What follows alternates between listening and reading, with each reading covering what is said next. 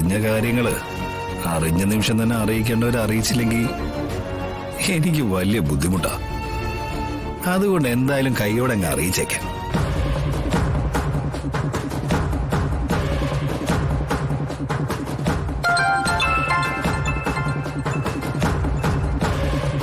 Hello, ആ John Abraham ആണേ, ADM. ADM സാറോ? എന്താ സാറേ, എന്താ വിളിച്ചത്? എന്തെങ്കിലും കാര്യമില്ലാതെ വിളിക്കില്ലെന്നറിയാം.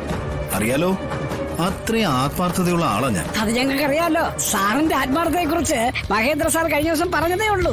എന്നെ സഹായിക്കുന്നവരെ ഞാൻ അകമഴിഞ്ഞ് സഹായിക്കും. എന്റെ ക്യാരക്ടർ അങ്ങനെയാ.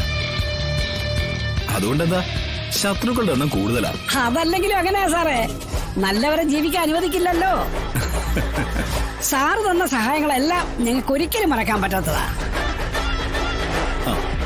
അതുപോലൊരു ഇൻഫർമേഷൻ തരാനാ ഞാനിപ്പോ വിളിച്ചത്. നിങ്ങൾക്ക് ഏറ്റവും അധികം ഗുണം ചെയ്യുന്നത്. പറ സാറേ, എന്താ സാറ് പറയാൻ വന്നത്? പറയാനുള്ളത് പരുത്തിക്കുന്ന് കോളനിയെ കുറിച്ചാണ്. ആ പുറമ്പോക്ക് സ്ഥലത്തിന്റെ റീസർവേ അടക്കം താലൂക്കിൽ നിന്നും വില്ലേജിൽ നിന്നും റീസർവേ ഓഫീസിൽ നിന്നൊക്കെ ശേഖരിച്ചു കഴിഞ്ഞിരിക്കുന്നു. ഉടനെ ഒരു ഇടിച്ചു നിരത്തൽ ഉണ്ടാവാൻ സാധ്യതയുണ്ട്. ബുൾഡോസർ ആണോ ഇനി JCB ആണോ എന്ന് വന്നാലേ അറിയാൻ പറ്റൂ. എന്തായാലും ഉടനെ അതവിടെ എത്തും. അതിനുള്ള ഒരുക്കങ്ങള് കളക്ടർ ശാലിനി വിഷ്ണു തുടങ്ങിക്കഴിഞ്ഞു. തട വെക്കാൻ വല്ലതും കരുതിയിട്ടുണ്ടെങ്കിൽ ഉടനെ അങ്ങ് വെച്ചോ. നമ്മളെ കൊണ്ട് ഇങ്ങനെയൊക്കെ ചെയ്തു തരാൻ പറ്റൂ. എന്നാ പിന്നെ വെക്കട്ടെ. ഞാൻ വിളിച്ചെന്നും അന്വേഷിച്ചെന്നും മഹേന്ദ്രൻ സാറിനോടൊന്ന് പറഞ്ഞേക്കണേ. ശരി. പോയാലോ, എന്റെ കാര്യത്തിന് ഒരു തീരുമാനം ഉണ്ടാക്കിയിട്ട് പോയാ മതി. ചന്ദ്രേ, നീ വണ്ടിന്ന് വിട്ട് മാറിയേ. ഞാൻ പിന്നെ എന്റെ കാര്യങ്ങൾ ആരോട് പറയും? എല്ലാം ഒരു കൂട്ടി വളർത്താവുന്ന കടവ കുഞ്ഞുങ്ങളാ. അച്ഛനായാലും അമ്മയായാലും ആങ്ങളായാലും. പറയുന്നതൊന്ന് കേൾക്കാനുള്ള മനസ്സ് പോലും കാണിക്കുന്നില്ല. പിന്നെ എന്റെ സങ്കടങ്ങൾ ഞാൻ ആരോട് ചെന്ന് പറയും? ഇത് വലിയ ശല്യമായല്ലോ. ശരി, നിനക്ക് എന്താ പറയാനുള്ളത്? എനിക്കിപ്പോ കല്യാണം വേണ്ട. എനിക്ക് എന്റെ കോഴ്സ് കഴിഞ്ഞിട്ട് മതി കല്യാണം. കോഴ്സ് മണ്ണാങ്കട്ടെ. എടി, നിന്റെ കഴുത്തിൽ താലി കയറണമെന്ന് തീരുമാനിച്ചിരിക്കുന്ന അച്ഛനാ, മാണിക്കോത്ത് മഹേന്ദ്രൻ. അതുപോലെ നടക്കൂ. നീ അങ്ങോട്ട് മാറിക്കേ. ശിവേട്ടൻ ഇതിലെന്നെ സഹായിക്കൂല്ലയോ? അതാ എനിക്ക് അറിയണ്ടേ. കുട്ടിക്കാലം തൊട്ടേ എന്റെ എല്ലാ ആവശ്യങ്ങളും സാധിച്ചു തന്നിട്ടുള്ള ആളാ ശിവേട്ടൻ. എടി, എനിക്ക് ഈ വീട്ടിൽ വന്ന് അന്തി ഉറങ്ങാനുള്ള ഒരു അവകാശം അച്ഛൻ എനിക്കിപ്പോ ഇവിടെ തന്നിട്ടുണ്ട്. ഇനി നീയായിട്ട് അതും കൂടി ഇല്ലാതാക്കാനാണോ നിന്റെ തീരുമാനം? എന്റെ ഏട്ട കല്യാണത്തെ കുറിച്ച് ഞാൻ ചിന്തിച്ചിട്ട് കൂടിയില്ല. നീ ചിന്തിക്കരുത്.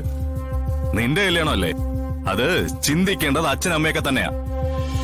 ഇനി നീ എന്തെങ്കിലും ചിന്തിച്ചു വെച്ചിട്ടാണ് എന്റെ മുന്നിൽ നിന്ന് ഈ ആട്ടം ആടുന്നതെങ്കിൽ ആ ചിന്ത കടയോടെ വെട്ടി തെക്കേപ്പുറത്തെ പുളിമരച്ചോട്ടിൽ അങ്ങ് ഇട്ടേക്ക്. ഒടുവിൽ എന്റെ പെങ്ങൾ ഒരാളെയും പുളിമരച്ചോട്ടിൽ ഇരുത്തിയെന്നുള്ള ആക്ഷേപമൊന്നും കേൾക്കണ്ടല്ലോ. എന്റെ പൊന്നെ, അങ്ങനെ ഒന്നും ചിന്തിക്കണ്ട. സംഗതി എന്തെങ്കിലും മനസ്സിൽ തോന്നിയിട്ടുണ്ടെങ്കിൽ അതങ്ങ് വിട്ടേക്ക്. എന്നാ പിന്നെ വരട്ടെ. ഒരുപാട് കാര്യങ്ങള് എനിക്കിന്ന് നടത്താനുണ്ട്. ഇവിടെ നിന്നാൽ വേറെന്തെങ്കിലുമൊക്കെ നടക്കും. നോക്ക് ശിവേട്ട, ഇങ്ങനെ ഒരു സിറ്റുവേഷൻ ശിവേട്ടിന് വരുമ്പോ അപ്പൊ ഞാനും സപ്പോർട്ട് ചെയ്യാം. പുറത്തുനിന്നുള്ള ഒരു സപ്പോർട്ടും ഞാൻ തൽക്കാലം എടുക്കുന്നില്ല. I am very very sorry my സിസ്റ്ററെ. വേറെ കൊച്ചുങ്ങളെയും കൊണ്ടേ വേറെ ചിലരൊക്കെ അവിടെ വരും. അവരുടെ കൺവെട്ടത്ത് പെടാതെ പെട്ടെന്ന് ഇങ്ങ് പോരാൻ വേണ്ടിയാ ഞാൻ ഇത്തിരി നേരത്തെ പോകുന്നേ. ആരവിടെ വരുന്നത്? സത്യം കൊണ്ടുവരുന്നതല്ലേ? ഒന്നുകിൽ നിന്റെ അമ്മയുടെ വയറ്റിൽ തന്നെ ജനിച്ച നീ കുഞ്ഞേച്ചി എന്ന് വിളിക്കുന്ന എന്റെ മകൾ ശാലിനി, അല്ലെങ്കിൽ ഇത്രയും നാള് നിന്നോടൊപ്പം കഴിഞ്ഞ നിന്റെ ഭർത്താവ് രോഹിത്.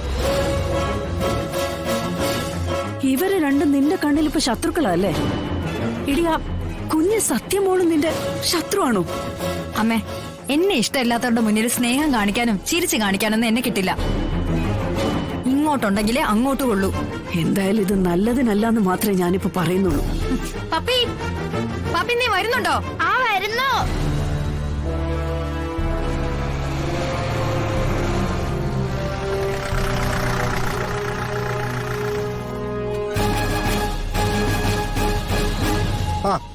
പണിയിലാണെന്ന് തോന്നുന്നു. കൃഷ്ണച്ച,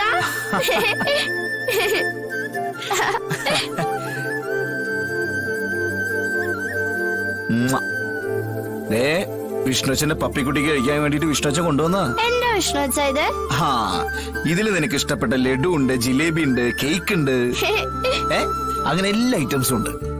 ദാ, ആഹാ കോളടിച്ചല്ലോ. മക്കൾ കുറച്ച് കഴിച്ചിട്ടേ ബാക്കി കൂട്ടുകാർ കൊടുക്കട്ടാ. സത്യക്ക് കൊടുക്കാം, പക്ഷെ രമേശിന് കൊടുക്കില്ല.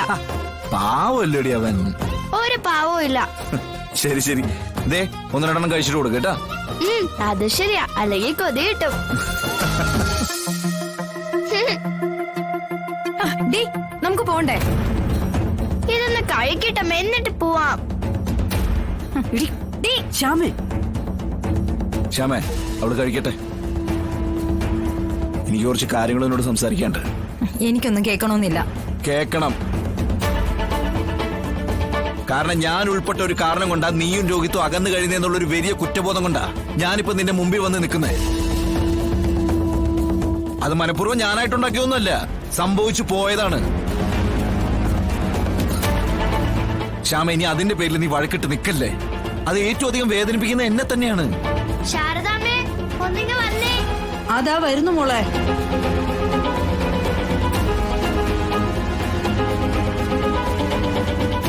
ശ്യാമ, ഞാൻ പറയുന്നത് നിനക്ക് മനസ്സിലാവുന്നുണ്ടോ? അത് മാത്രമല്ല, വേറെ പല കാരണങ്ങളും ഉണ്ട്. അതൊന്നും എനിക്കിപ്പോ ഇവിടെ വിവരിക്കാൻ പറ്റില്ല.